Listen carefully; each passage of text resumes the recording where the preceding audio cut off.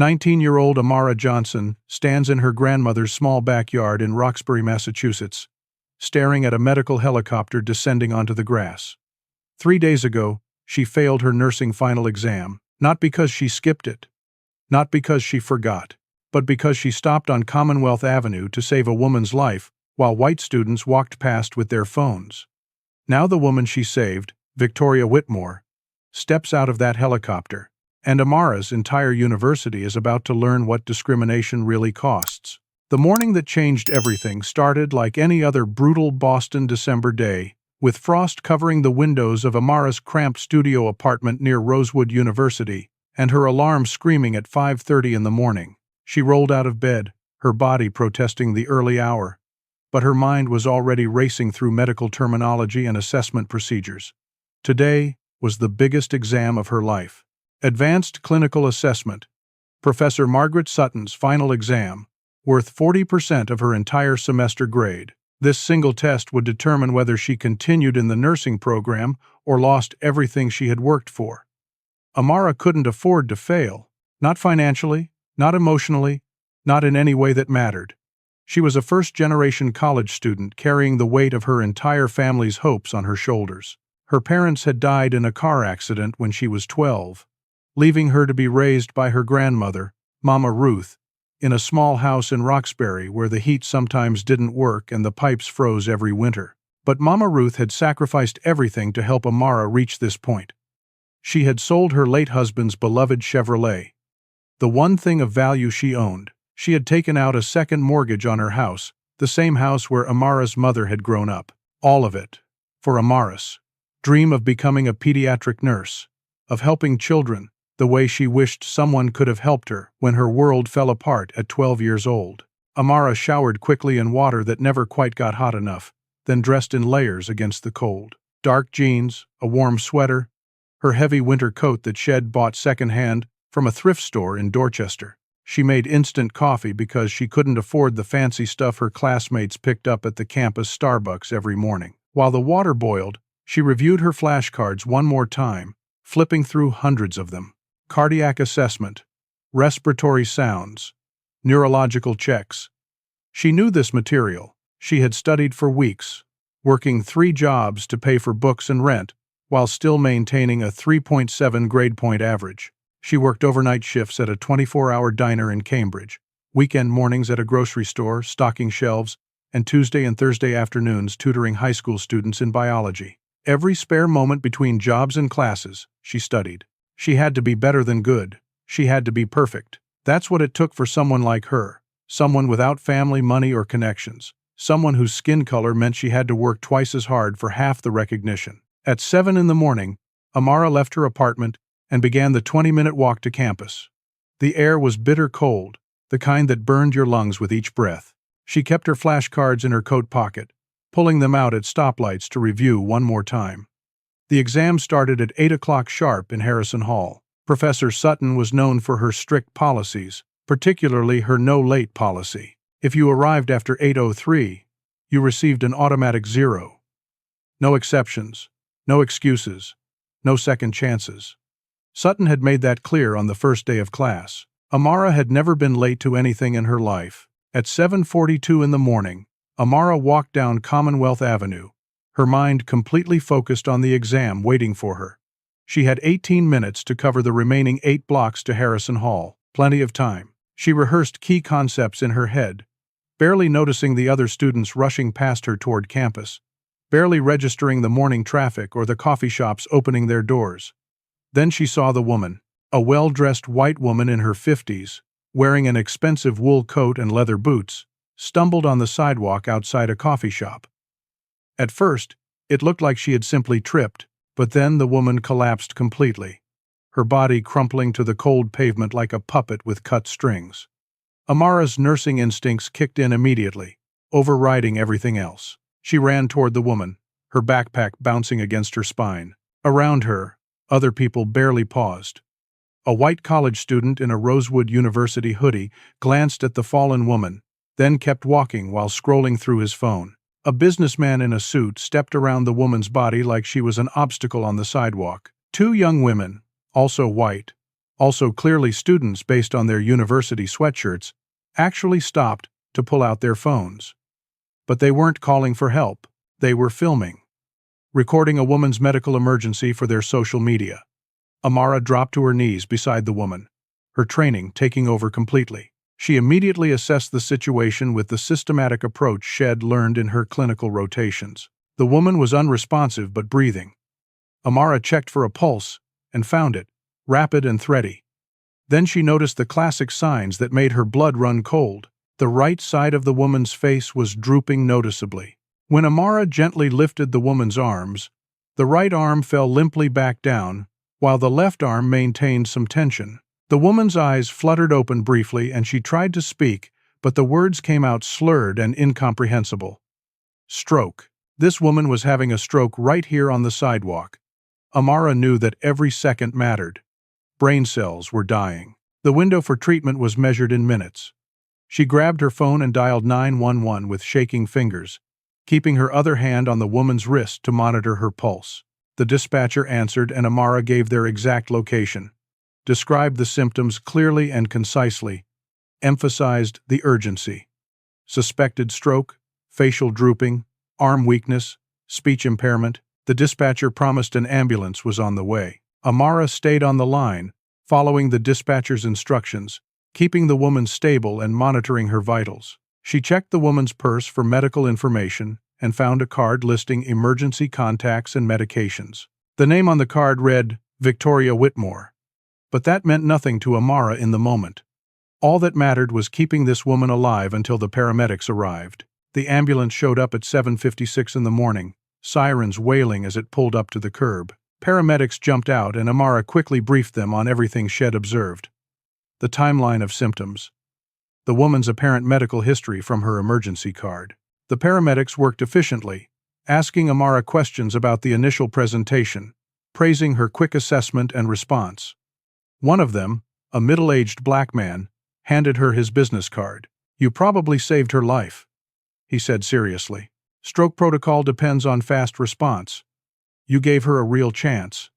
Then they loaded Victoria Whitmore into the ambulance and drove away, sirens fading into the Boston morning. Amara stood on the sidewalk, her hands still shaking from adrenaline, her heart pounding in her chest. She looked at her phone. 8:01. Her exam started in exactly 2 minutes, and she was still 8 blocks away from Harrison Hall. Panic exploded through her body like ice water in her veins. She started running. Her backpack slammed against her back with every stride. Her lungs burned in the cold air. She ran faster than she'd ever run in her life, dodging pedestrians and jumping over patches of ice on the sidewalk. She could make it. She had to make it. 8 blocks in 2 minutes. Impossible, but she had to try. Her entire future depended on it. She reached Harrison Hall at 8:04 in the morning, gasping for breath, her face hot despite the freezing temperature. She ran up the stairs to the 3rd floor where Professor Sutton's classroom was located. The hallway was empty and silent. Everyone was already inside taking the exam. Amara reached the classroom door and grabbed the handle. Locked. She could see through the small window in the door. All the other students sat at their desks, heads down, already working on their exams. Professor Sutton stood at the front of the room, arms crossed over her chest, watching her students with the sharp-eyed attention of a hawk.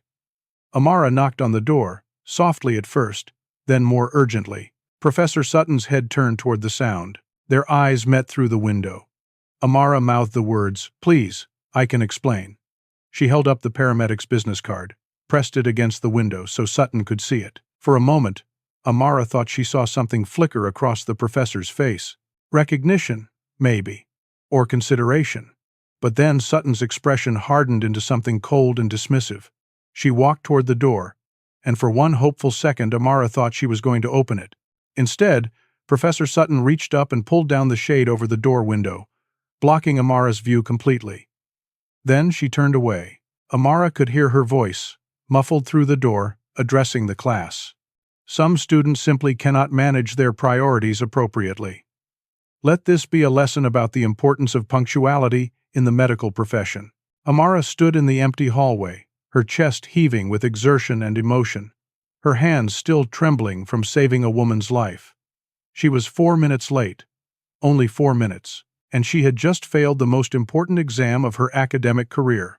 Everything she had worked for, all the sacrifices her grandmother had made, all the sleepless nights and double shifts and hours of studying, all of it collapsed in that moment. She slid down the wall and sat on the cold tile floor of the hallway, alone and devastated. While behind that locked door, her classmates finished an exam she would never get to take. 2 hours later, at precisely 2 o'clock in the afternoon, Amara sat in a stiff plastic chair outside Professor Margaret Sutton's office, waiting for a meeting she had begged the department secretary to arrange. Her hands were folded in her lap to keep them from shaking. She had spent the time since the exam trying to pull herself together, trying to organize her thoughts and evidence into something coherent. She had the paramedics' business card. She had the timestamp from her 911 call on her phone. She had done everything right in an impossible situation. And surely Professor Sutton would understand once she explained. Surely compassion and reason would prevail. The office door opened and Professor Sutton appeared, her expression already set in lines of disapproval. "Miss Johnson, come in." Her voice was clipped and cold, the tone of someone who had already made up her mind. Amara entered the office, her stomach twisting with anxiety. The space was exactly what she had expected, sterile and unwelcoming, with diplomas covering one wall and a large wooden cross hanging prominently behind the desk. A framed photograph showed Professor Sutton surrounded by what was clearly her family at some holiday gathering. Everyone in the photo was white. Amara had noticed before that Professor Sutton's classes were always predominantly white, despite the university's claims about diversity. Students of color seemed to disappear from the nursing program at higher rates, though no one in administration seemed to consider that worth investigating. Professor Sutton sat behind her desk and gestured for Amara to take the chair across from her. She did not offer any pleasantries or ask how Amara was doing. She simply folded her hands on the desk and waited, her pale blue eyes cold and evaluating. Amara took a deep breath and began to explain.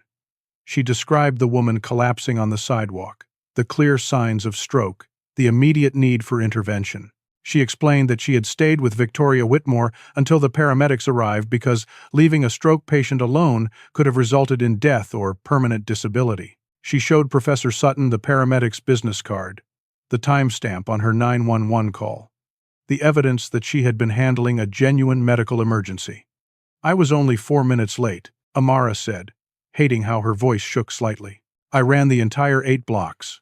I did everything I could to get here on time. But I couldn't leave that woman to die. She was having a stroke. Every second mattered." Professor Sutton listened to all of this without any visible change in her expression. When Amara finished, silence filled the office for several long seconds. Then Sutton leaned back in her chair and shook her head slowly. "Miss Johnson, I understand that you believe your actions were justified. However, rules are rules. Other students managed to arrive on time this morning. They prioritized their academic obligations appropriately."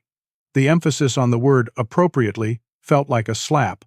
Amara tried again. "But this was a medical emergency. A woman's life was at stake. Isn't that exactly what we're training to do as nurses? To help people in crisis?" Professor Sutton's lips thinned into a tight line. "What we're training to do is to function as professionals in a structured healthcare environment. That requires discipline, time management, and the ability to fulfill our responsibilities even when circumstances are difficult. Your heroics, while admirable in a general sense, do not excuse breaking clear university policy. Perhaps nursing isn't the right fit if you cannot manage your time effectively." The words hung in the air like poison. Amara felt something crack inside her chest. She had worked so hard. She had maintained excellent grades while working 3 jobs. She had never been late to a single class or clinical rotation. Her time management was flawless because it had to be. She didn't have the luxury of being careless with her schedule.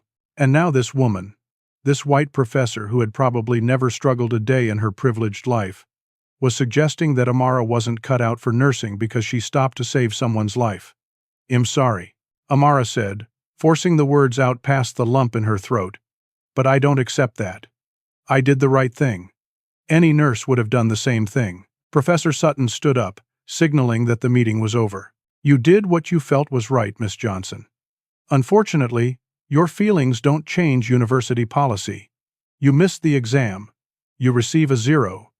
That 0 means you fail my course, and failing my course means dismissal from the nursing program. I'm sorry, but those are the consequences of your choice. Perhaps you should have considered that before you decided to play hero. The casual cruelty of that last sentence, the dismissive way she reduced saving a human life to playing hero, made Amara's vision blur with tears she refused to shed in front of this woman. She left the office without another word, her heart pounding with anger and grief. But Amara wasn't done fighting. The next morning, she requested a meeting with Dr. Helen Bradford, the nursing program director, hoping that someone with more authority might see reason. Dr. Bradford's office was warmer than Professor Sutton's, decorated with plants and inspirational posters about healthcare and compassion. Bradford herself was a white woman in her 60s with gray hair, pulled back in a neat bun, and a kind face that gave Amara a brief moment of hope. Maybe this woman would be different. Bradford listened to Amara's story with apparent sympathy, nodding in the right places, making understanding noises. When Amara finished, Bradford sighed deeply and looked genuinely regretful. I understand your predicament, Miss Johnson. I truly do. What you did was brave and showed excellent clinical instincts. However, I'm afraid my hands are tied. Professor Sutton's policies are well established and consistently applied. We cannot set precedents by making exceptions, even for circumstances like yours. What if every student claimed they had an emergency? How would we maintain academic standards? Amara had expected this argument. But I have proof. The 911 call, the paramedics' testimony, hospital records showing that Victoria Whitmore was treated for a stroke that morning. This isn't a made-up excuse, it's documented fact. Bradford nodded slowly. I believe you, Amara. I do. But the policy exists for a reason. I'm sorry, but I have to support Professor Sutton's decision. My recommendation is that you withdraw from the program, take some time to mature and reflect, and reapply next year. Sometimes these setbacks turn out to be blessings in disguise. The condescension in that suggestion, the implication that Amara needed to mature, was almost worse than Sutton's open hostility. Amara left that meeting feeling even more hopeless than before. That evening, she sat in her tiny apartment with her roommate and best friend, Jasmine Williams. Jasmine was also black, also a nursing student, and also intimately familiar with the subtle and not-so-subtle racism that permeated Rosewood University. This is such garbage, Jasmine said, pacing back and forth in their cramped living room. They're really going to kick you out for saving someone's life? After everything you've done, all your perfect grades and clinical evaluations. Amara sat on their second-hand couch, feeling numb. Apparently, Bradford suggested I take time to mature. Like I'm some impulsive child who needs to grow up. Jasmine stopped pacing and turned to face her. You know what this is, right? You know what they're really doing. Amara looked up at her friend. What do you mean? Jasmine sat down beside her, her voice intense. 2 months ago, Connor Hayes missed Sutton's midterm. Just straight up didn't show up. You know why? Because he overslept after a fraternity party. He was hungover. And you know what happened? His daddy made one single phone call, and suddenly Connor got to take a makeup exam. No penalty, no consequences, nothing. Amara stared at her. Are you serious? Jasmine nodded grimly. Dead serious. Connor's father is some big donor to the university. And Connor is white, so he gets a second chance for being irresponsible and partying too hard. But you save someone's life, and they destroy your future. You see the difference? The anger that had been building in Amara since she stood in that empty hallway suddenly crystallized into something sharp and clear. This wasn't about policy. It wasn't about rules or academic standards. This was about power and prejudice. This was about who got mercy and who got punishment. This was about a system designed to give white students endless chances while students of color were held to impossible standards. Jasmine grabbed Amara's hands. You have to fight this. You have to go higher. Talk to the dean. Make them see what they're doing. So, Amara requested a meeting with Dean Patricia Carmichael, head of the College of Health Sciences. The appointment was set for 2 days after her failed exam, a full 48 hours that Amara spent in an agony of anxiety and fading hope.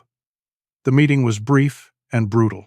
Dean Carmichael's office was impressive, all dark wood and leather furniture, with a wall of windows overlooking the campus quad. The dean herself was a polished woman in her 50s, wearing an expensive suit and an expression of barely concealed impatience. Amara explained everything one more time, her voice steady despite her terror. She presented all her evidence. She mentioned the Connor Hayes situation explicitly, asking why he received different treatment. Dean Carmichael's face hardened at that. She leaned forward across her massive desk, her voice sharp. "Miss Johnson, Professor Sutton has been with this university for 32 years. Her integrity is beyond question. Her policies are fair and consistently applied to all students." Amara found her courage, but they're not. "Connor Hayes got a makeup exam for oversleeping after a party. I get dismissed for saving a woman's life. That's not consistent. That's discriminatory." The dean's eyes went cold. That was a completely different circumstance involving extenuating family matters. "Your comparison is inappropriate and frankly offensive. Connor Hayes' situation is none of your business and has no bearing on your case." Amara felt her last hope crumbling. "But I have proof of a medical emergency. The paramedics said I saved her life. Doesn't that matter at all?" Dean Carmichael stood up, signaling the end of the meeting. "What matters, Miss Johnson, is that you failed to prioritize your academic obligations. You made a choice. Choices have consequences. This university owes you nothing. You're dismissed from the nursing program effective immediately. I suggest you focus on your future rather than making baseless accusations about discrimination.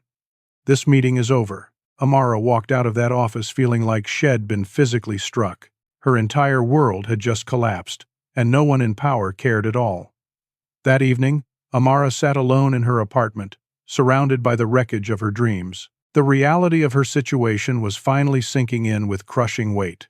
She was $40,000 in student loan debt. 3 semesters of her life invested in this degree. Countless hours of studying, clinical rotations, working herself to exhaustion, and now she had nothing to show for any of it. She couldn't finish her nursing degree. She couldn't become a pediatric nurse. She couldn't help children the way she'd dreamed of doing. All those plans, all those hopes, just gone. The financial implications terrified her most. Student loans didn't disappear just because you didn't finish your degree. She still owed every penny, but now she had no way to earn the kind of income that would let her pay it back.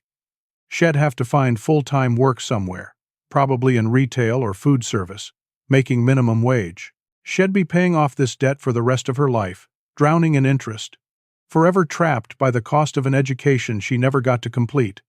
And then there was Mama Ruth. Amara hadn't told her grandmother yet. She couldn't bring herself to make that phone call, to hear the disappointment and heartbreak in Mama Ruth's voice. Her grandmother had sacrificed everything for Amara's education. She'd sold the car that had belonged to Amara's grandfather, the last physical connection to the man she'd loved for 40 years. She'd taken out a second mortgage on her house, putting her home at risk. She'd done all of that because she believed in Amara, because she wanted her granddaughter to have opportunities she never had.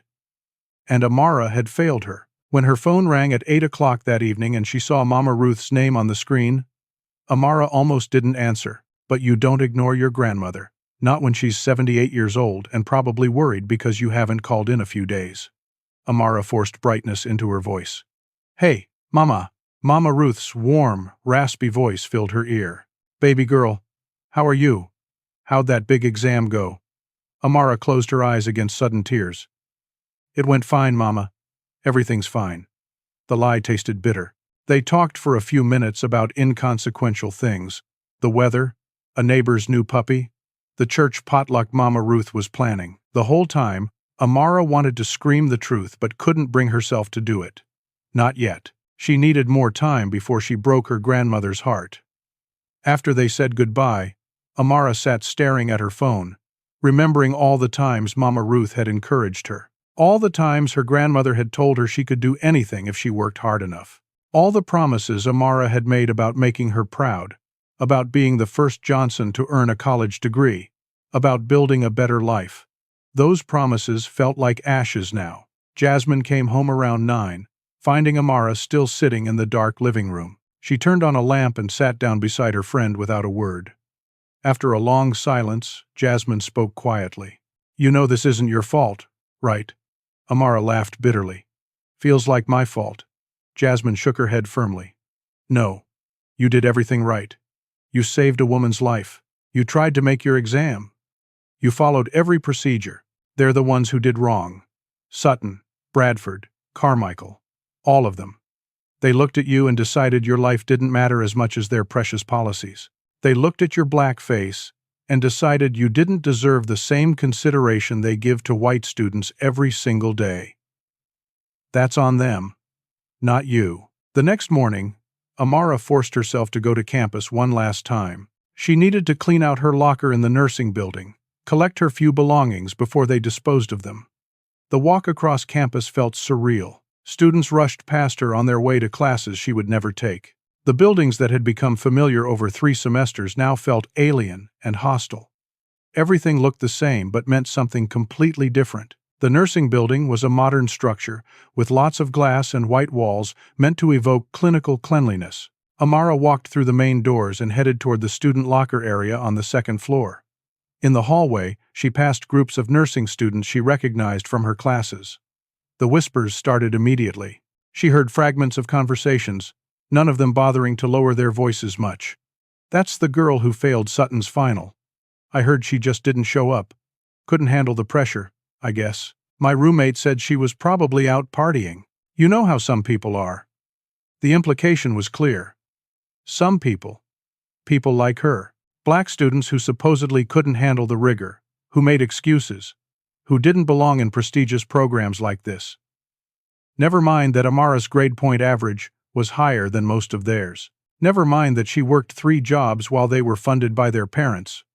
Never mind that she had saved a woman's life. None of that mattered. They had decided who she was based on nothing but assumptions and prejudice. Amara reached her locker and started pulling out her things. Textbooks she'd bought used and highlighted carefully. Extra scrubs. A stethoscope her grandmother had given her as a gift when she started the program. Each item felt heavy with lost dreams. She was putting everything into her backpack when she heard footsteps stop behind her. She turned to find Professor Margaret Sutton standing in the hallway, watching her with an expression that might have been satisfaction. For a moment, neither of them spoke. Then Sutton stepped closer, her voice low enough that no one else could hear. I want you to understand something, Miss Johnson. This program requires discipline and excellence.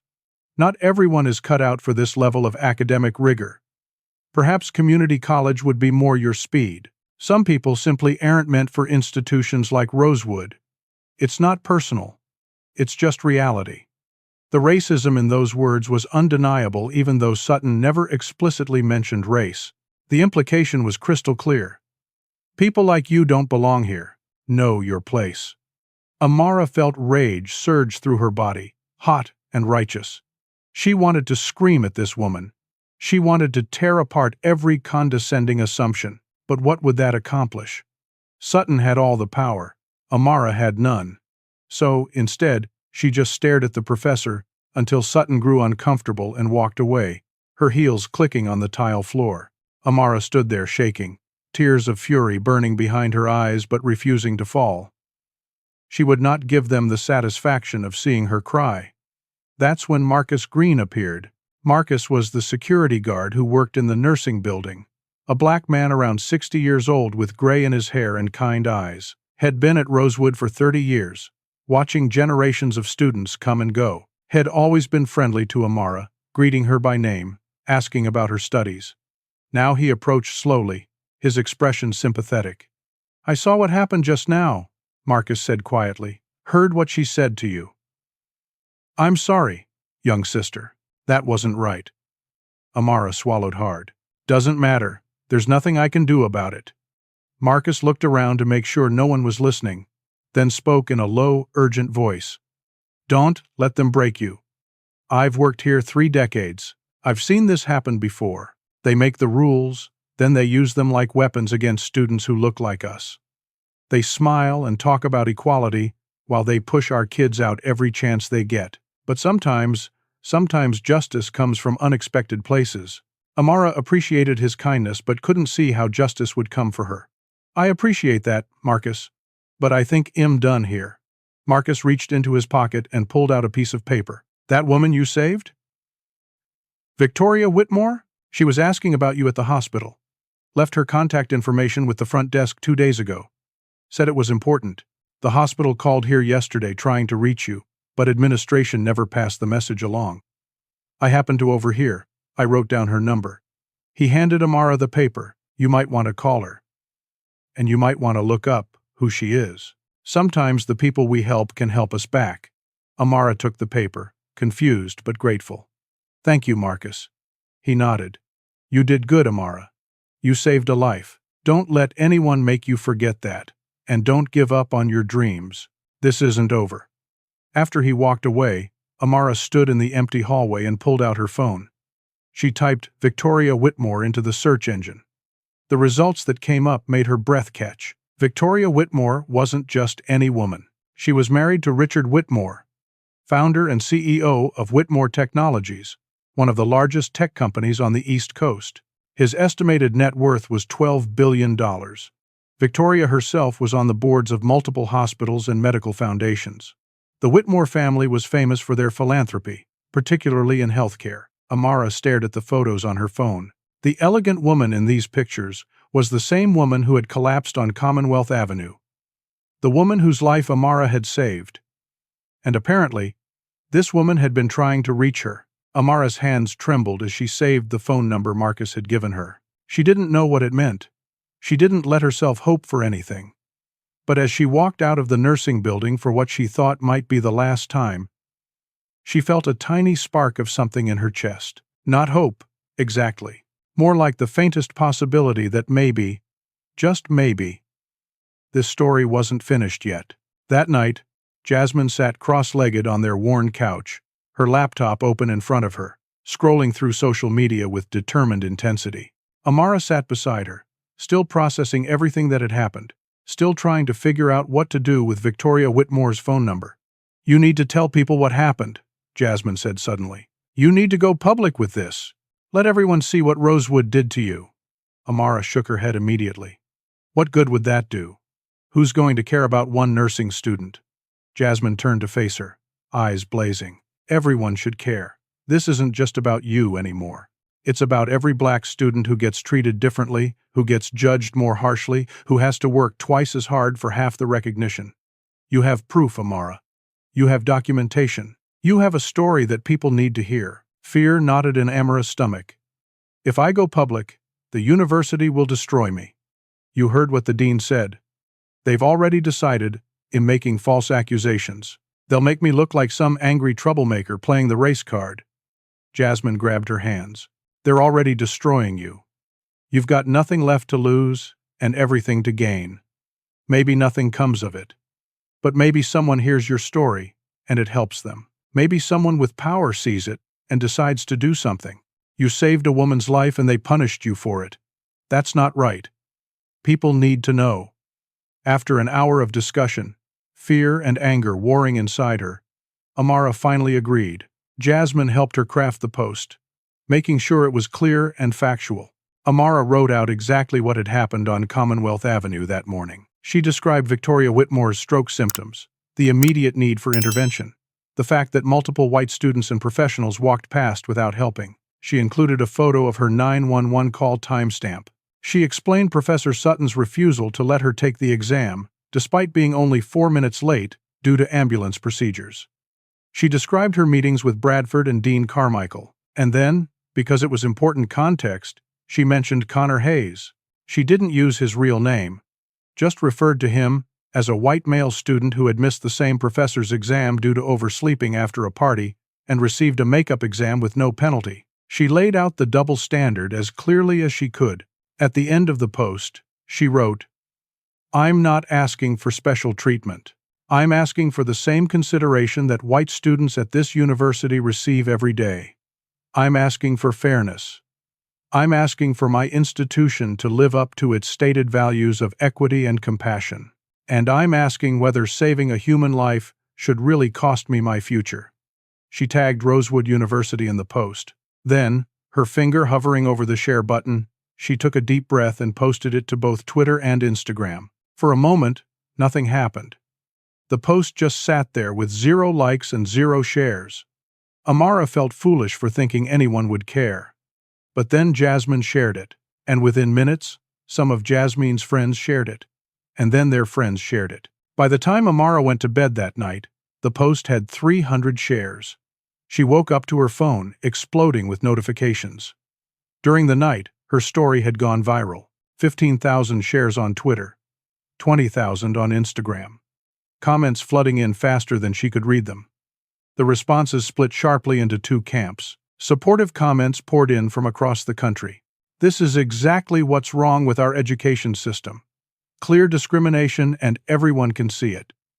She saved a life, and they punished her for having compassion. How is this even legal? Rosewood University should be ashamed. This is systemic racism in action. But the hateful comments were just as numerous and far more vicious. Always playing the race card when things don't go your way. Rules are rules. She should have gone to class. So typical. Break the rules, then cry discrimination. Maybe if Shed prioritized her education, instead of trying to be a hero, she wouldn't be in this mess.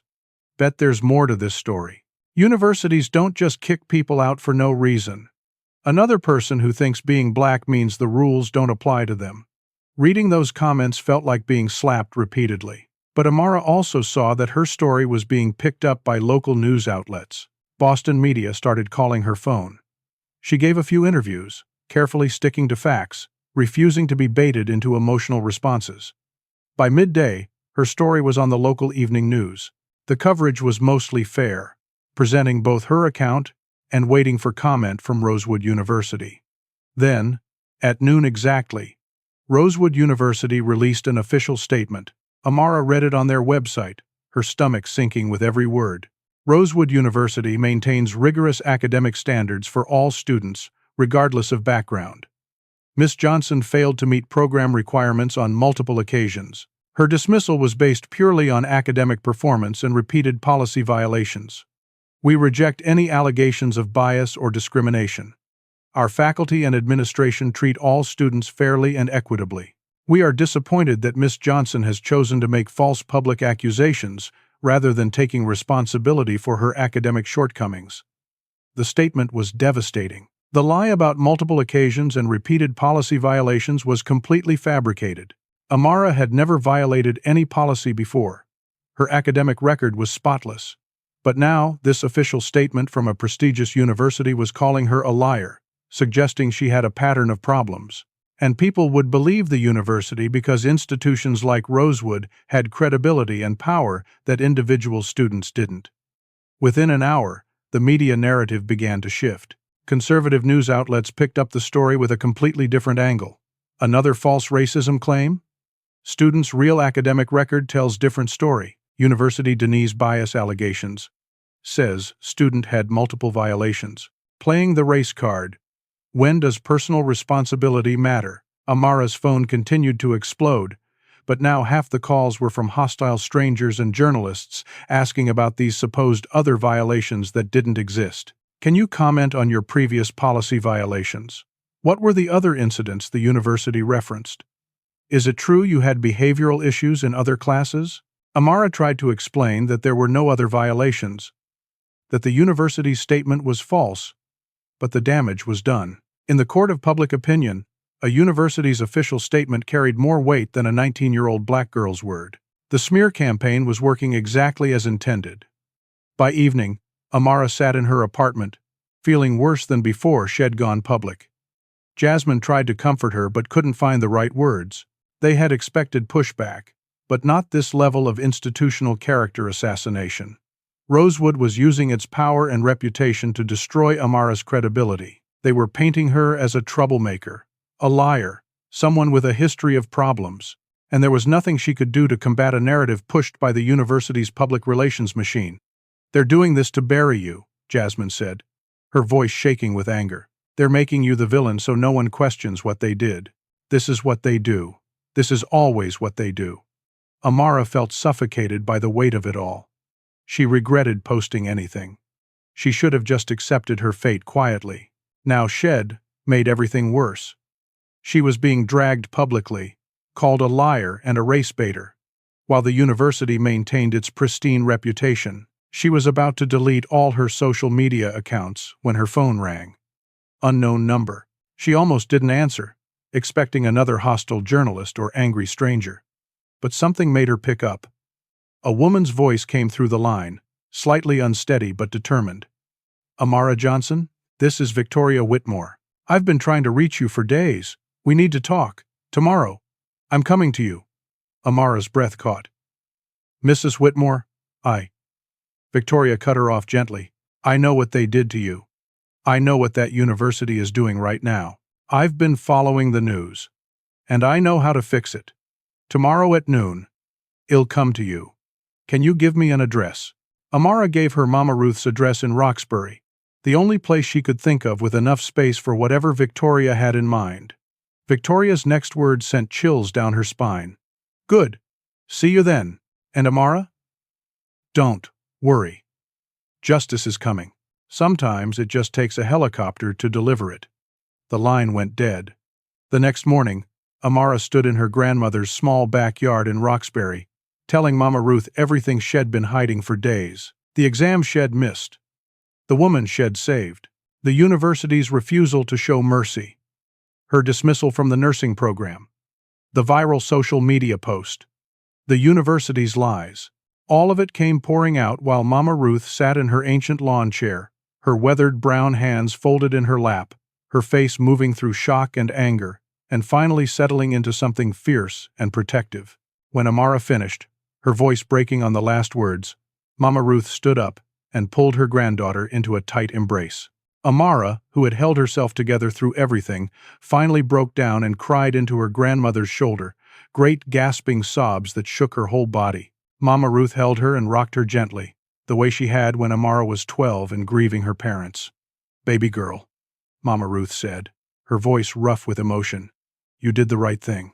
That woman is alive because of you. The Lord sees everything, even when people don't. Even when institutions lie, and powerful folks try to crush the truth. The Lord sees. And justice may be slow, but it comes." Amara pulled back, wiping her eyes. "I don't know if I believe that anymore, Mama. It feels like the powerful just keep winning." Mama Ruth cupped her granddaughter's face in her hands. "Then you're about to learn something important. Sometimes justice shows up in ways we never expect. You keep your eyes open today." At 11:45 in the morning, they were both in the backyard, waiting.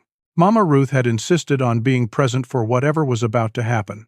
She'd put on her Sunday dress, the nice blue one she wore to church, and her pearl earrings. "If we're meeting important people," Shed said firmly, "we're going to look dignified." The backyard was small, maybe 40 feet by 30 feet, with patchy grass that struggled to grow in the New England climate. A chain-link fence separated their property from the neighbors on both sides. Beyond the back fence, a narrow alley ran between houses. It was a working-class neighborhood, the kind where people knew each other's business and looked out for one another. Small houses pressed close together, most needing paint or repairs their owners couldn't quite afford. The sounds of traffic from the main street 2 blocks away provided constant background noise. This was home. This was where Amara had grown up after her parents died. This was where Mama Ruth had raised her with love and sacrifice and determination. At 11:58, a distant sound made them both look up. Helicopter blades. At first, Amara thought it might be a police helicopter or a medical transport flying over, but the sound grew louder, closer. Neighbors started coming out of their houses, pointing at the sky. Children ran into yards, excited by the unusual sight. Dogs barked frantically up and down the street. The helicopter appeared over the rooftops. A sleek medical helicopter with the distinctive red and white markings. It circled once, and Amara realized with shock that it was descending. Descending toward them. Toward this tiny backyard in Roxbury. "Lord have mercy," Mama Ruth whispered, gripping Amara's hand tightly. The helicopter came down slowly, precisely, the pilot clearly skilled at tight landings. The rotor wash sent everything in the yard flying. Mama Ruth's lawn chairs tumbled across the grass. The neighbor's small dog went crazy with barking. People gathered at fences and in driveways, pulling out phones to record this impossible sight. A helicopter landing in a residential backyard in Roxbury. The skids touched down gently on the grass, which flattened under the weight and wind. The rotors began to slow but didn't stop completely. The door opened, and a woman stepped out, moving carefully in the still strong rotor wash. Victoria Whitmore looked different than she had on the sidewalk that morning. She was perfectly dressed now in expensive slacks and a silk blouse, her hair styled elegantly. She walked across the small yard with purpose. Her eyes locked on Amara. The moment she reached her, Victoria wrapped Amara in an embrace. "You saved my life," Victoria said, her voice breaking with emotion. "The doctors told me everything. I had a stroke, a severe one. If you hadn't acted immediately, if you hadn't known what to do, I would have died on that sidewalk or suffered permanent brain damage. Every second mattered. You gave me back my life." Tears ran down Victoria's face. "And they punished you for it.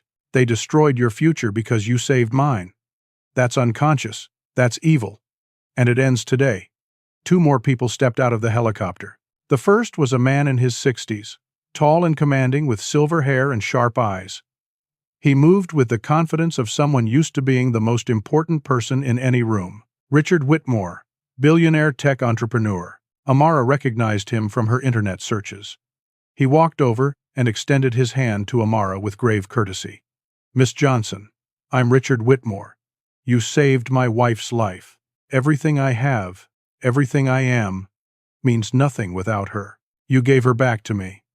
I can never repay that debt, but I can damn sure make sure you don't suffer for it." The second person was a black woman in her 40s, wearing an expensive suit that screamed professional power. She had an air of intelligence and intensity that was almost intimidating.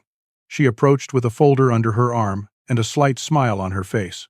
"Amara, I'm attorney Diane Foster. I specialize in civil rights law and educational discrimination cases. I've been working on your situation for the past 24 hours since Victoria contacted me. What Rosewood University did to you isn't just wrong, it's illegal, and we're going to prove it." Mama Ruth stood beside Amara, her eyes wide, her hand still clutching her granddaughter's. Victoria noticed her and immediately extended her hand. "You must be Amara's grandmother. Mrs. Johnson, you raised an extraordinary young woman. A hero." Mama Ruth shook her hand, finding her voice. "She's always been special. But these folks at that university? They tried to break her." Richard's expression hardened. "They tried. They failed." "Miss Johnson, Attorney Foster has been reviewing Rosewood's records. What we've found is deeply disturbing. This isn't an isolated incident. This is a pattern." Diane Foster opened her folder, pulling out documents. "I've reviewed Rosewood University's disciplinary records for the past 10 years. I've analyzed exception requests, policy violations, and outcomes by student demographics. The patterns are stark and damning. In the past 5 years alone, 14 white students received policy exceptions for missed exams or late work. The reasons ranged from oversleeping to fraternity events to personal vacations. All 14 received makeup opportunities or grade considerations. In that same period, 7 black students requested similar exceptions. The reasons included family deaths, medical emergencies, and in one case, a student who missed class because she was testifying in court after witnessing a crime. 0 black students received exceptions. Not one. The words hit Amara like physical blows. Shed suspected discrimination. But hearing it laid out so clearly, seeing the numbers, made it real in a devastating way. Diane continued. "Connor Hayes, the student you mentioned in your social media post, is case study 1. He missed Professor Sutton's midterm by 4 hours because he overslept after a party. His father, who's a university donor, made a single phone call. Connor got a makeup exam the next week with no penalty to his grade. You missed the same professor's final by 4 minutes because you were saving a human life. You got dismissed from the program." Victoria's voice was steel. "That's not just unfair. That's textbook racial discrimination. And we're going to prove it." Richard looked at Amara directly. "Miss Johnson, we're going back to that university. Today, right now. We're going to have a conversation with Dean Carmichael and anyone else involved in this decision. And they're going to understand that what they did has consequences." Amara felt overwhelmed, her head spinning. "They'll never listen. They already lied about me publicly. They said I had multiple violations. People believe them." Richard's smile was cold. "Let them lie. Diane has receipts. We know everything. And we have leverage they can't ignore." Diane stepped closer, her voice confident. "The Whitmore Family Foundation pledged $50 million to Rosewood University last year. That pledge was announced publicly. The university has already allocated those funds in their operating budget. Losing that money would be catastrophic for them. We're prepared to withdraw that pledge unless this situation is resolved correctly and immediately." Amara's eyes widened. $50 million. That was power. That was the kind of leverage that made institutions listen. Victoria touched Amara's arm gently. "I know this is overwhelming. I know you've been fighting alone and it probably feels hopeless. But you're not alone anymore. Get in the helicopter. We're finishing this, right now." Amara looked at Mama Ruth, who nodded firmly. "You go, baby. You go get your justice. I'll be right here praying." The helicopter pilot called out that they were ready to depart. Amara Johnson, 19-year-old nursing student from Roxbury, walked across her grandmother's tiny backyard and climbed into a Billionaire's helicopter, surrounded by people with the power to finally make things right. The flight from Roxbury to Rosewood University took only 15 minutes, but it felt both endless and instantaneous. Amara sat in the helicopter's cabin, strapped into a leather seat that probably cost more than 3 months of her rent, trying to process everything happening. Through the windows, she watched Boston pass below them, the city where she'd grown up and struggled and dreamed. Beside her, attorney Diane Foster pulled out a tablet and began briefing her with the efficiency of someone used to high-stakes situations. "I want you to understand what we're walking into," Diane said over the noise of the rotors. "Universities like Rosewood function on reputation, money, and the illusion of moral authority. We're about to destroy that illusion with facts they can't deny." She pulled up a spreadsheet on her tablet, showing rows and rows of data. "This is 10 years of disciplinary actions at Rosewood, broken down by student race, violation type, and outcome. I had my team pull this from public records requests and some information we obtained through other channels. Look at these numbers." Amara leaned closer, studying the data. The patterns jumped out immediately. White students requesting deadline extensions. 98 requests. 84 approvals. Black students requesting deadline extensions. 31 requests, 4 approvals. White students appealing grades. 115 appeals. 67 successful. Black students appealing grades. 29 appeals. 2 successful. The disparity was staggering and undeniable. "This is the smoking gun," Diane explained. "This proves systematic bias. But there's more. Professor Margaret Sutton has been flagged in 7 previous complaints by students of color over her 6 years at Rosewood. 4 black students, 2 Latino students, 1 South Asian student. All of them alleged unfair treatment, bias in grading, or discriminatory comments. Every single complaint was investigated by Dean Patricia Carmichael's office. Every single complaint was dismissed as unfounded without any real investigation." Victoria, sitting across from them, leaned forward. "How did they get away with that?" Diane's expression was grim. "Because universities protect their faculty, especially senior faculty. Investigating bias claims seriously might expose liability. It's easier to dismiss complaints from students of color as misunderstandings or oversensitivity. That way the institution doesn't have to admit there's a problem or change anything." Richard, who'd been silent until now, spoke up. "Well, that's about to change dramatically. Diane, show her the document." Diane pulled up another file. "This one, a formal legal letter. This is what we're presenting to Dean Carmichael. It outlines the evidence of systematic discrimination. It details the disparate treatment in your specific case compared to Connor Hayes and others. And it makes very clear demands." She scrolled down so Amara could read the list. "Full reinstatement to the nursing program. Makeup examination, scheduled within 1 week. Public retraction of the university's false statement about multiple violations. Formal public apology. Independent review of all disciplinary actions from the past 10 years. Implementation of an impartial appeals process. Mandatory bias training for all faculty and administration. Commitment to transparency, in exception-granting policies. And if they refuse? Amara asked, though she already suspected the answer. Richard's voice was cold as ice. Then we withdraw our $50 million endowment pledge. We file a federal discrimination lawsuit, and we contact every major media outlet from here to California. The story will be everywhere. Prestigious Boston University systematically discriminates against black students. Lies about heroic nursing student to cover it up. Can you imagine the fallout? Victoria added, Richard and I have friends on the boards of multiple universities. We have connections in medical accreditation bodies. If Rosewood wants to fight us, they'll lose their reputation, their money, and possibly their accreditation status. They won't fight. They'll fold. The helicopter began to descend.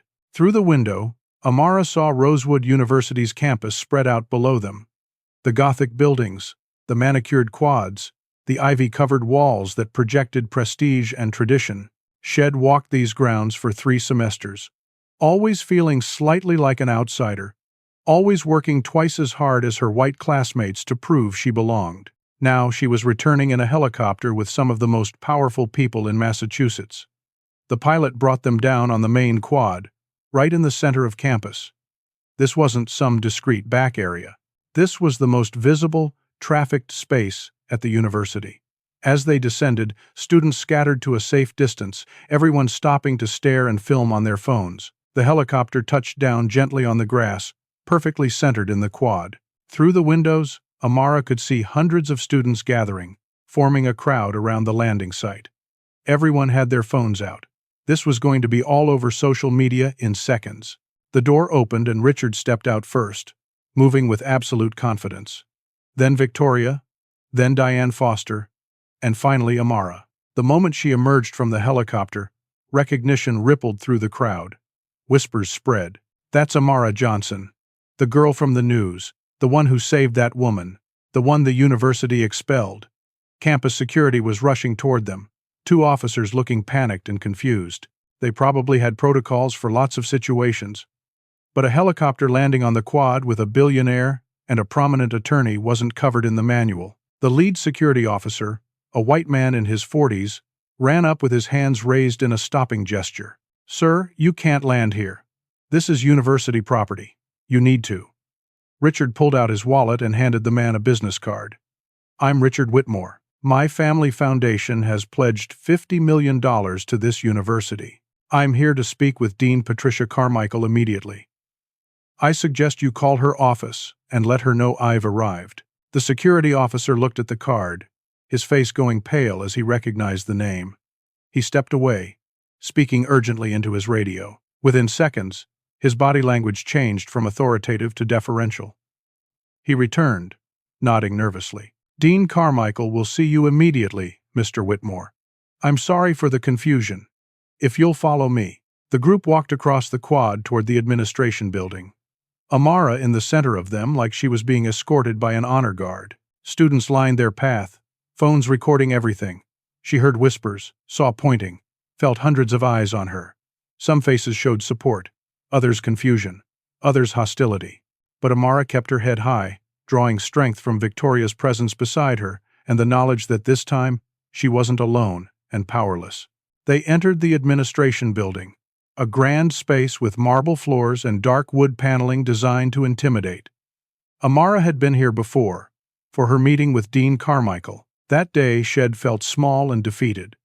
Today, she felt different. They walked through the hallways, past administrative assistants who stopped working to stare, past framed photos of past university presidents, all white men, past plaques listing major donors, the Whitmore name prominently featured.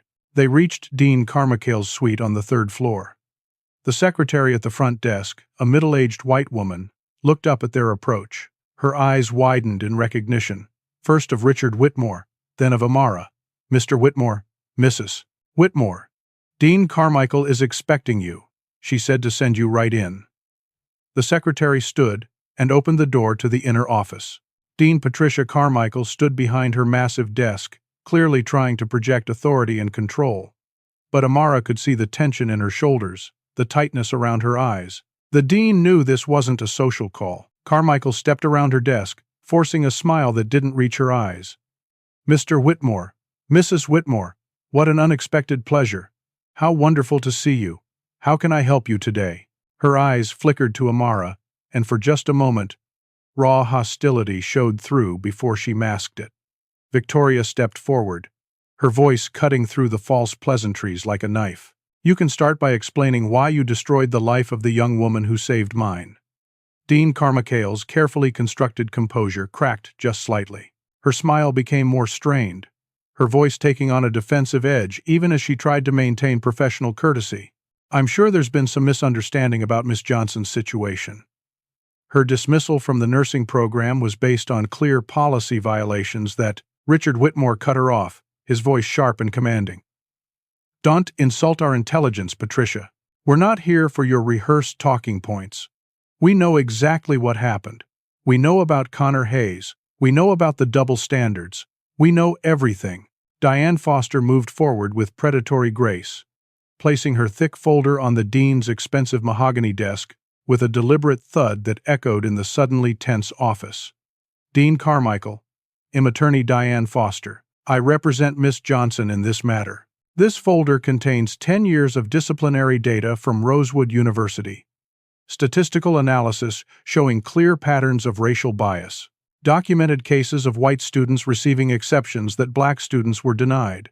Legal precedents that make your institution's behavior actionable under federal anti-discrimination law.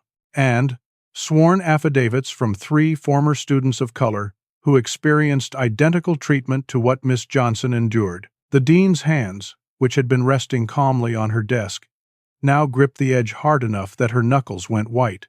She opened the folder with visibly shaking fingers, her eyes scanning the first pages. Her face went progressively paler as she read. Where did you get this information? Student disciplinary records are confidential. Diane smiled coldly. Public records requests, court filings, and information provided by concerned parties who've witnessed your systematic discrimination. All obtained legally, and all admissible in court.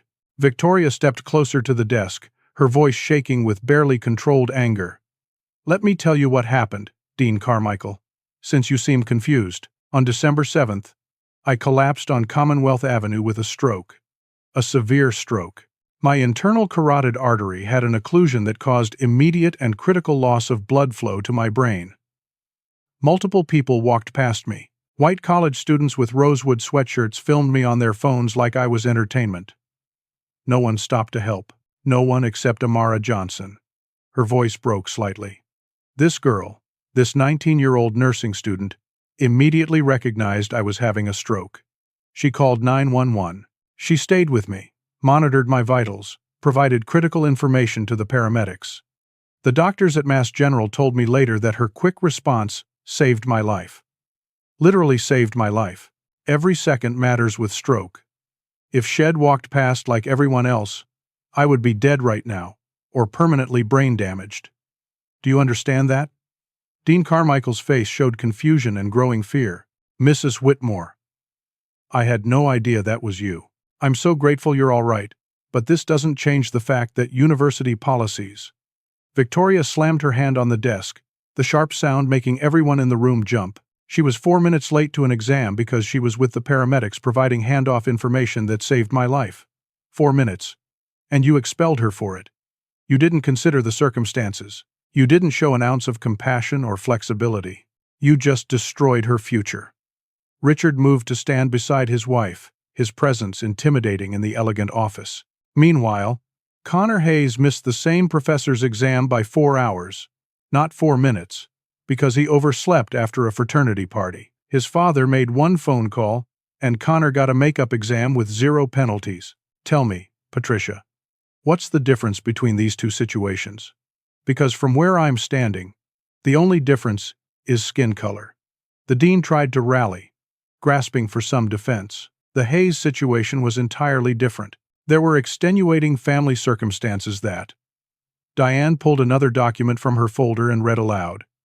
Connor Hayes exception request form, dated October 15th of this year. Reason for missing exam. Overslept. Supporting documentation. None. Approved by Professor Margaret Sutton. with notation that student's father contacted department chair. No mention of any family circumstances. So tell me again about those extenuating factors. The silence that followed was deafening. Dean Carmichael looked like she wanted the floor to open up and swallow her. She tried another approach, her voice taking on a pleading quality. Mr. Whitmore. Mrs. Whitmore, I understand you're upset, and perhaps there were mistakes made in how this situation was handled. But university governance is complex. I don't have the authority to simply override faculty decisions regarding grades and academic standing. Amara, who had been silent until now, finally spoke. Her voice was steady and strong, carrying all the pain and anger she'd been holding inside. You had the authority to dismiss me in 5 minutes. You told me the university owed me nothing. You made a decision immediately, with no investigation, no consideration, no mercy. Now find the authority to make this right. Before Dean Carmichael could respond, the office door opened suddenly. Professor Margaret Sutton walked in, clearly summoned by the secretary or someone else who'd alerted her to the situation. She took in the scene with sharp eyes, the dean looking cornered, the well-dressed strangers, and finally Amara. Recognition and displeasure crossed Sutton's face immediately. Dean Carmichael, your secretary said there was an urgent matter regarding my course evaluations. Then she registered who was in the room more fully.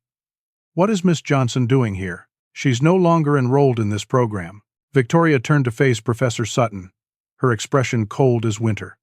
I'm Victoria Whitmore. Do you know who I am, Professor? Sutton looked uncertain, her confidence wavering. I'm afraid I don't, Mrs. Whitmore. Victoria's voice was steel, wrapped in silk. I'm the woman whose life Amara Johnson saved while she was trying to reach your exam. On December 7th, I had a severe stroke on Commonwealth Avenue. This young woman saw me collapse. She immediately recognized the symptoms, called 911, stayed with me, and provided critical care that doctors say saved my life or prevented permanent brain damage. She did everything a trained healthcare professional should do. She acted with skill, compassion, and courage. And then she sprinted 8 blocks trying to make your exam. She arrived 4 minutes late because the paramedics needed her to provide handoff information. 4 minutes late from saving a human life. And you slammed the door in her face. The color drained from Professor Sutton's face, but she held her ground, her voice defensive and sharp. Mrs. Whitmore, I'm very glad you received proper medical care, but my classroom policies exist for important reasons. Medical professionals must be reliable and punctual. If I make exceptions, the entire system. Diane Foster interrupted, her voice cutting like a scalpel. Professor Sutton, I'm attorney Diane Foster. I have 7 documented complaints against you from students of color spanning 6 years. 7 separate students alleged bias, unfair treatment, and discrimination. Each complaint was filed with this university. Each was investigated by Dean Carmichael's office, and each was dismissed as unfounded without proper investigation. Would you like to explain that pattern? Sutton's defensive posture intensified. Those complaints were baseless, made by students who simply couldn't meet academic standards and wanted to blame their failures on discrimination rather than taking personal responsibility. Diane pulled out yet another document. This one clearly an email printout. This is an email you sent to Dean Carmichael 4 years ago regarding Marcus Williams, a black male student who requested a 1-day extension on an assignment because his younger brother had been killed in a shooting and he needed to attend the funeral. You wrote, and I'm quoting directly, "These students always have family drama. We cannot lower our standards every time they claim a crisis. If we make exceptions for every sob story, we might as well hand out degrees at the door." End quote. The room went absolutely silent.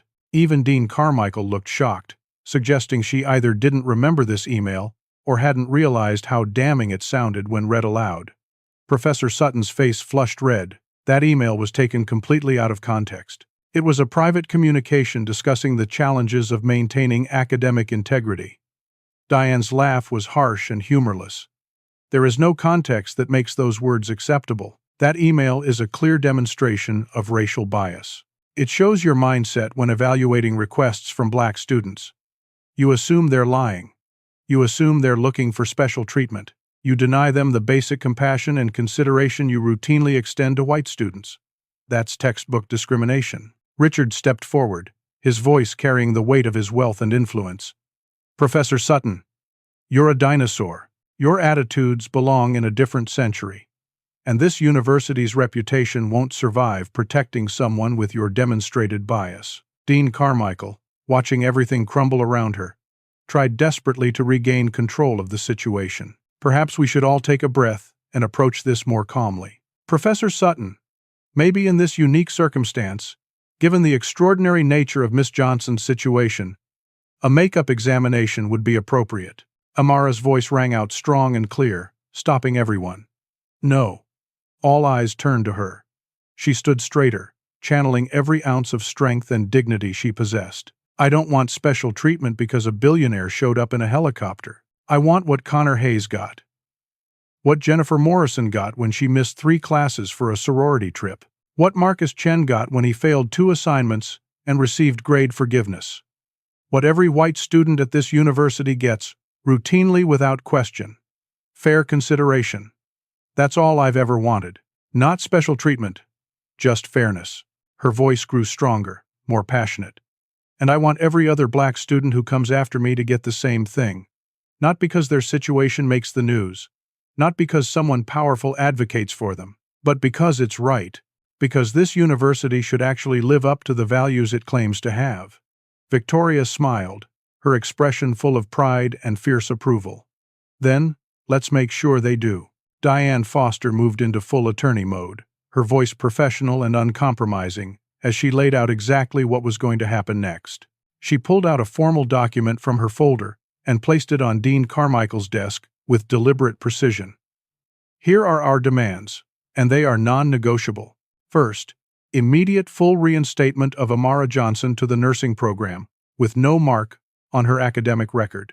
Second, a makeup examination for Professor Sutton's Advanced Clinical Assessment course, to be scheduled within 1 week and administered by an impartial proctor, not Professor Sutton. Third, a public retraction of your false statement claiming Miss Johnson had multiple policy violations. That statement was defamatory, and we have documentation proving it was entirely fabricated. Fourth, a formal public apology from Rosewood University, acknowledging the mishandling of this situation.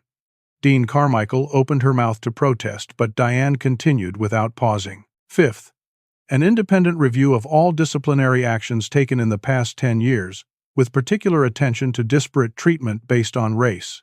Sixth, implementation of an impartial appeals process for academic decisions, with representation from diverse faculty and student advocates. Seventh, mandatory implicit bias training for all faculty and administrative staff. And eighth, a commitment to transparency in exception granting, including publication of annual data showing exception requests and approvals by demographic categories. The list was extensive and would require significant institutional change. Dean Carmichael looked overwhelmed, her hands pressed flat against her desk as if to steady herself. Dean Foster, these demands are extraordinarily extensive. Some of them would require approval from the Board of Trustees. I don't have the authority to. Richard's voice cut through her objections like a blade. Then, get the authority. Call an emergency board meeting. Do whatever you need to do. Because here's what happens if you refuse. He leaned forward, his presence suddenly intimidating despite his polished appearance.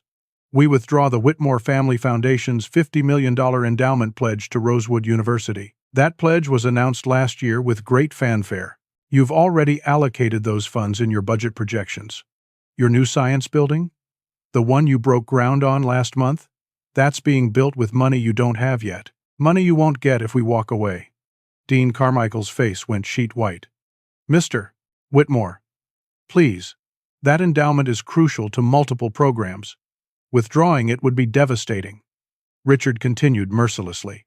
We also file a federal discrimination lawsuit against Rosewood University, naming you Professor Sutton, and several other administrators personally. Attorney Foster specializes in these cases, and her success rate is remarkable. The lawsuit will include all the documentation we've gathered, all the statistical evidence of bias, all the testimony from former students.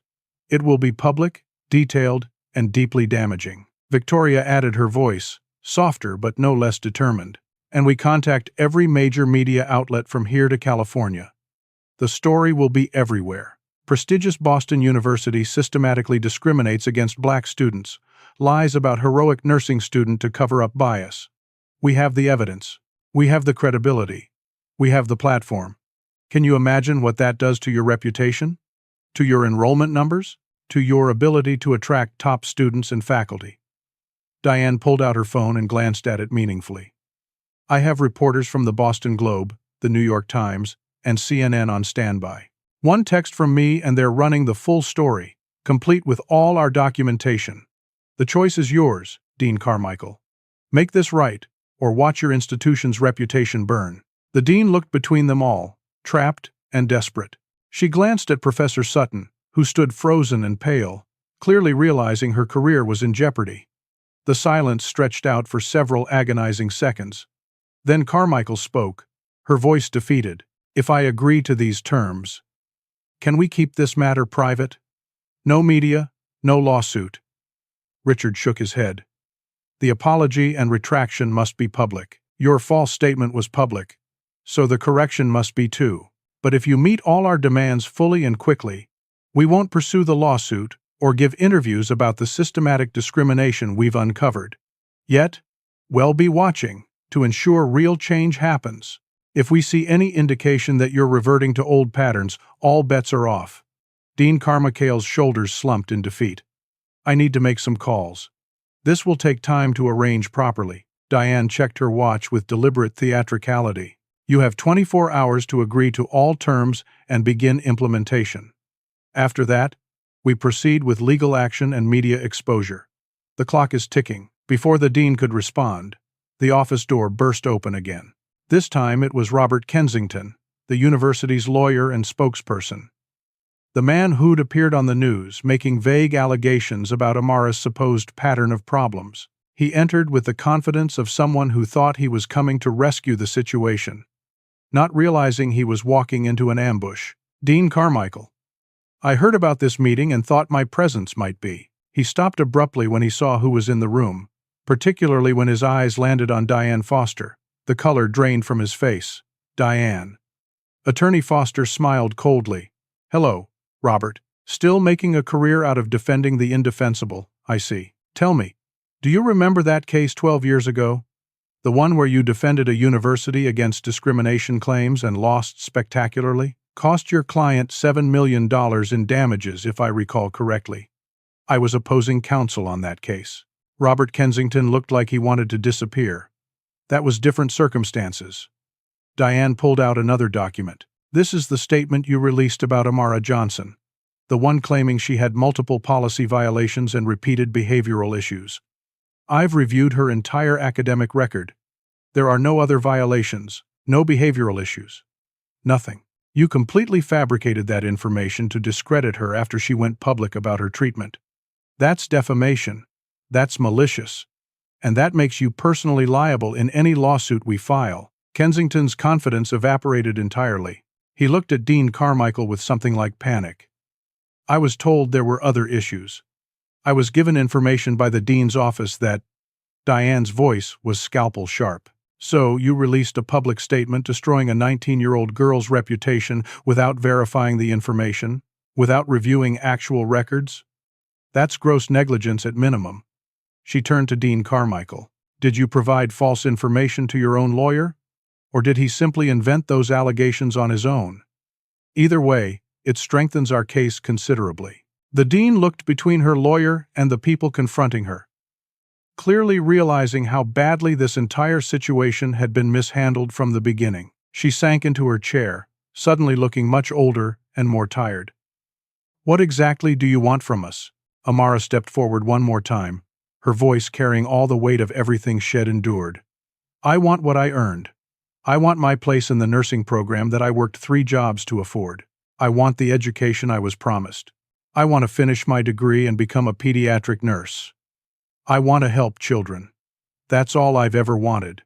But more than that, I want this university to change. I want the next black student who faces an emergency, who needs compassion, who deserves consideration, to actually receive it. I want fair treatment to be the norm.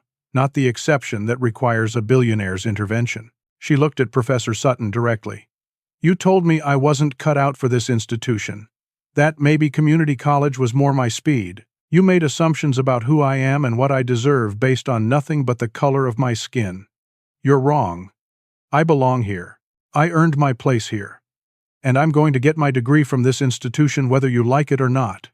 Victoria placed a hand on Amara's shoulder, a gesture of support and solidarity. And just so we're clear, this young woman isn't facing this fight alone anymore. The Whitmore Family Foundation is establishing a new initiative. We're creating an independent oversight committee to monitor Rosewood's disciplinary practices going forward.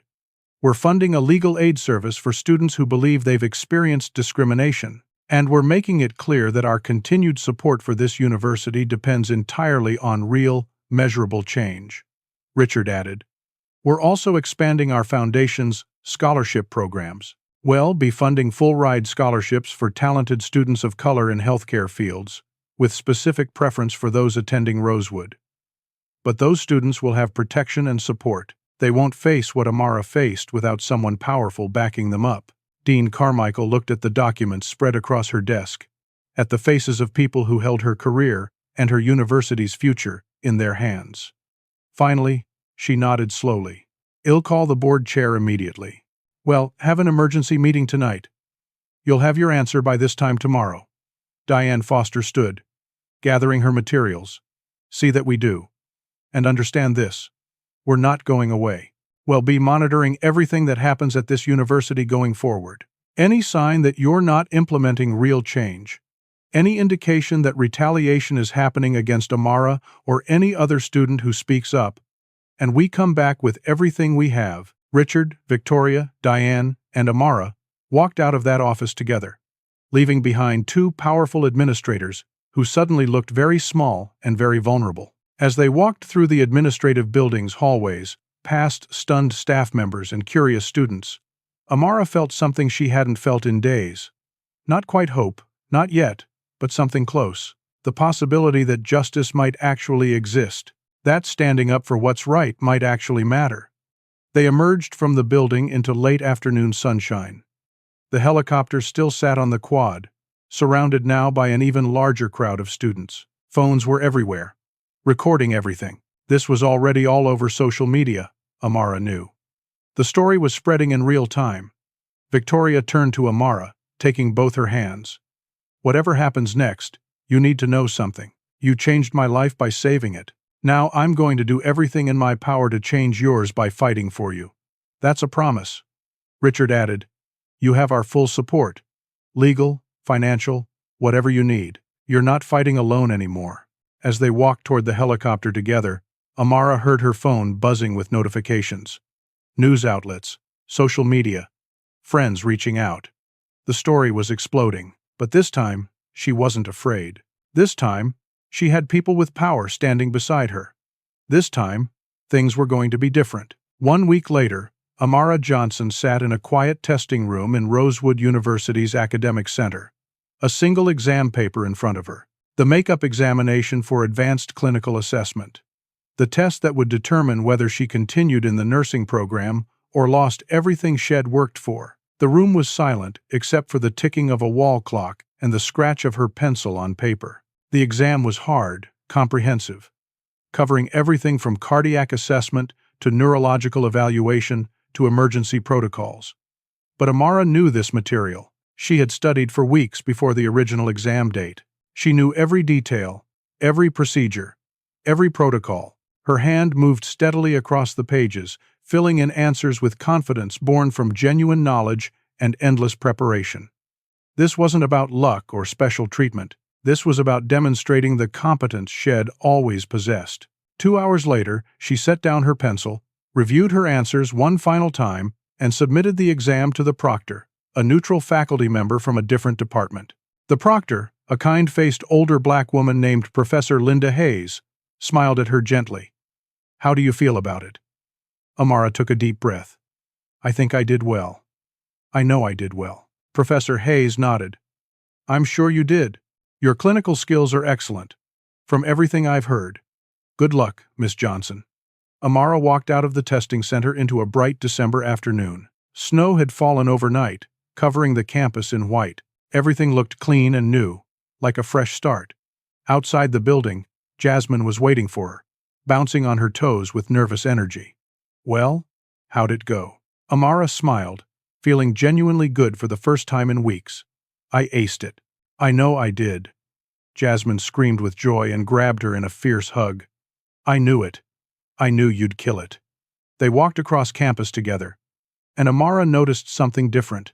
Students looked at her, recognized her from all the news coverage and social media posts, but the looks weren't hostile or pitying anymore. Some students nodded with respect. A few even smiled. One white girl in a nursing program hoodie stopped them. "You're Amara Johnson, right?" Amara nodded cautiously. The girl extended her hand. "I'm Emily. I just wanted to say thank you. What you did, standing up to the university. It matters. I've seen unfair stuff happen here too, and I never said anything because I was scared. You were brave. You made a difference." After Emily walked away, Jasmine grinned at Amara. "See, you're like a campus hero now." Amara shook her head. "I'm not a hero. I just wanted fairness." But she couldn't deny that something had shifted at Rosewood. The university had issued a formal public apology 2 days after the confrontation in Dean Carmichael's office. The statement had been everything Diane Foster demanded: an acknowledgement that Amara had been treated unfairly, a retraction of the false claims about multiple violations, and a commitment to reviewing their disciplinary processes. Professor Margaret Sutton had been placed on administrative leave pending review, which everyone understood meant she was being quietly forced into retirement. Dean Patricia Carmichael had announced her resignation to pursue other opportunities, effective at the end of the academic year. 3 days after the makeup exam, Amara received an email from the acting dean's office. Her heart pounded as she opened it, Jasmine reading over her shoulder. Grade posted for advanced clinical assessment, 96%. Letter grade, A. Amara stared at the screen, emotions flooding through her.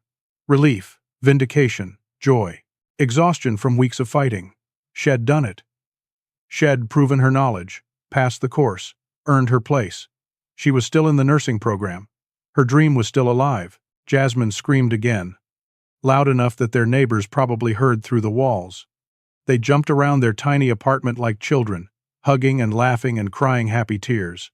But later that evening, after the celebration settled down, Amara sat alone on her couch, feeling strange.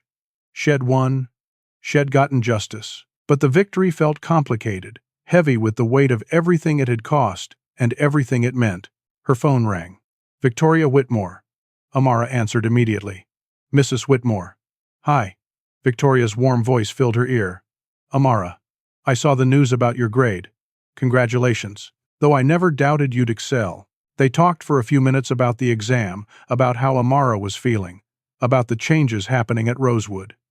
Then Victoria's tone shifted, becoming more serious.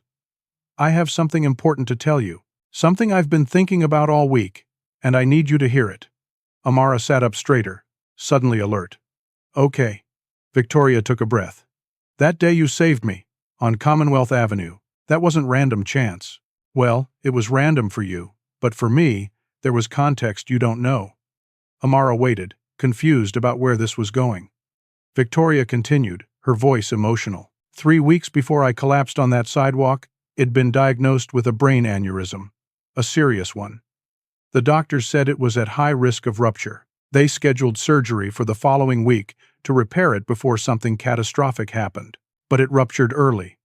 It ruptured that morning, on that street, right where you found me. Amara's breath caught in her throat as the implication sank in. Victoria's voice broke slightly. "If you'd been in that exam room taking your test like you were supposed to, I would have died alone on a Boston sidewalk. Everyone walking past with their phones. No one helping. No one even calling 911. Until it was too late. The doctors told me that with brain aneurysm rupture, survival depends on immediate intervention. Minutes matter. You gave me those minutes. You gave me my life." Tears ran down Amara's face as the weight of that settled over her. She'd saved this woman's life, and the cost had been her education, her future, her dreams. But Victoria was alive. She was talking. laughing, living because Amara had stopped to help. "I don't know what to say," Amara whispered. Victoria's voice was fierce and determined. "You don't have to say anything, but I need you to know what your 4 minutes of courage did. It changed everything. It changed me. It changed that university, and it's going to change a lot more." Then came the twist Amara never saw coming. "Richard and I don't have children," Victoria said. "We've spent years wondering what our legacy should be, how we should use our resources to make a real difference. Now I know. We're restructuring the Whitmore Foundation completely. That $50 million endowment we pledged to Rosewood, it's not going to their general fund anymore. We're creating something bigger and better. The Whitmore Institute for Healthcare Equity." Amara's heart started pounding. "What is that?" Victoria's excitement was palpable through the phone. "It's going to be a comprehensive program addressing healthcare disparities and barriers to medical education for students of color.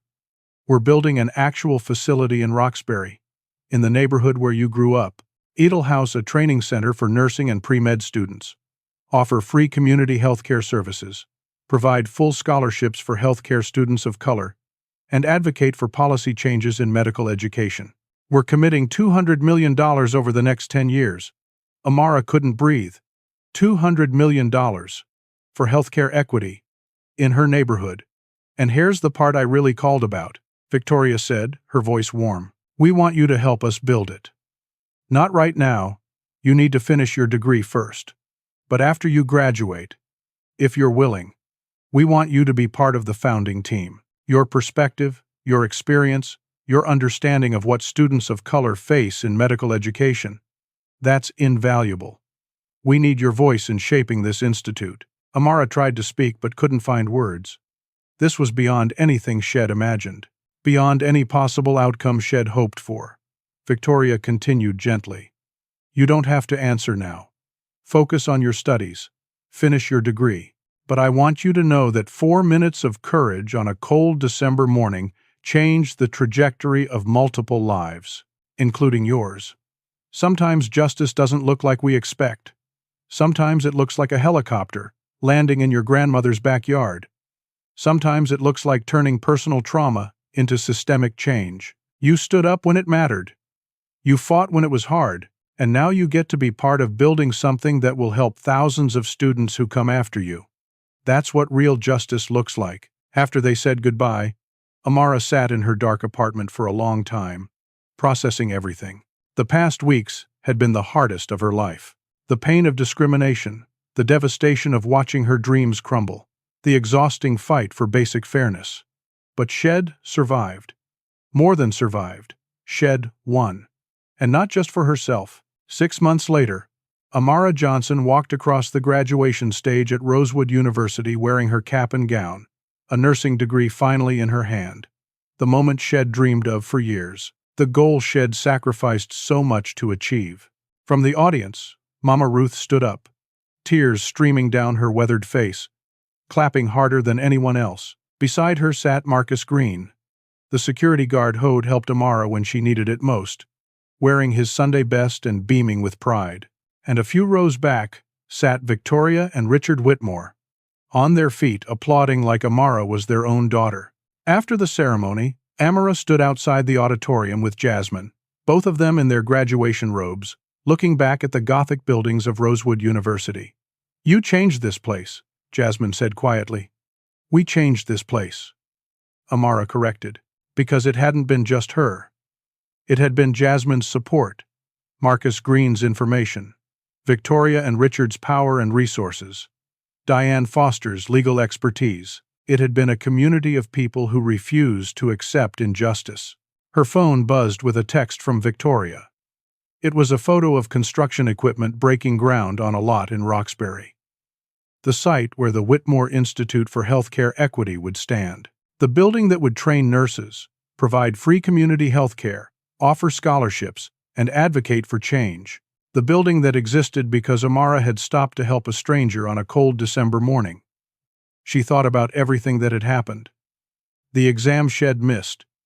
The university that had tried to destroy her. The helicopter that had changed everything. The fight that had exposed systematic discrimination.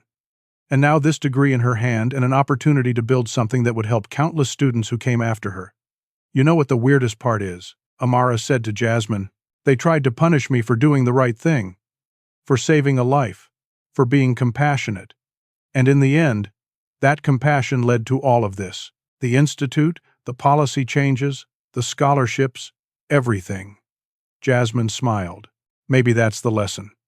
Do the right thing even when it costs you. Sometimes the universe finds a way to balance the scales. Amara looked at Mama Ruth waving from across the lawn, at the diploma in her hand, at the text message photo of new construction that represented hope and change. She thought about 4 minutes that had altered the course of multiple lives, about the price of compassion and the possibility of justice, about helicopters that land when you least expect them. She smiled. This is what justice looks like. Not perfect, not easy, but real. It looks like standing up when standing up is hard. It looks like powerful people using their privilege to amplify marginalized voices. It looks like institutions being forced to confront their failures and change. It looks like turning personal trauma into systemic reform. It looks like a 19-year-old girl from Roxbury who refused to accept injustice and ended up helping build something bigger than herself. And you know what? It's only the beginning. The Whitmore Institute will open next year, offering opportunities to students who might otherwise never get them. The new Oversight Committee at Rosewood is already reviewing disciplinary practices and finding more problems to fix. Other universities are taking notice, reconsidering their own policies. Change is happening. Not fast enough, never fast enough, but it's happening. So here's my question for you. Have you ever witnessed discrimination that went unchallenged? Have you ever seen someone treated unfairly because of their race, their background, their circumstances? What did you do? What would you do now? Drop your thoughts in the comments below, because these conversations matter. These stories matter. Sharing them, discussing them, refusing to stay silent about injustice, that's how change continues. If this story moved you, hit that like button.